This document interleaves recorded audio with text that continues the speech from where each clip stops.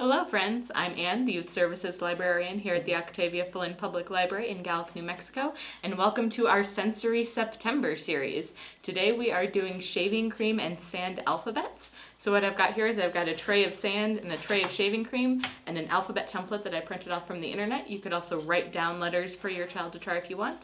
This is a good way to work on letter recognition and on fine motor movement. So let's get started. So what your alphabet template is for, so that your child has something to look at to reference the letters. Don't worry too much about whether or not they're writing the letters the right way. This is just a practice. So I'm going to start off with the letter A because that's what my name starts with. So in the shaving cream I'm going to make an A, and then I'm going to smooth it back out and do my next letter. So if I were going just down the alphabet, my next letter would be, let's see, trying to do it backwards, would be B. And then, and C. And the nice thing about this is that you can put shaving cream on pretty much any surface since it has soap in it. You'll also clean whatever table or plate or whatever you happen to be using. I'm going to wipe off my hand with this rag I've got over here.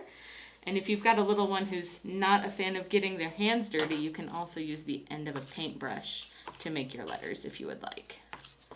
And that way that keeps their hands out of the gunk. Now we'll move on to sand. This activity also works outside. If you've got dirt or sand around, you can also just trace letters into the sand with either your finger, and then you can shake it, or the paintbrush.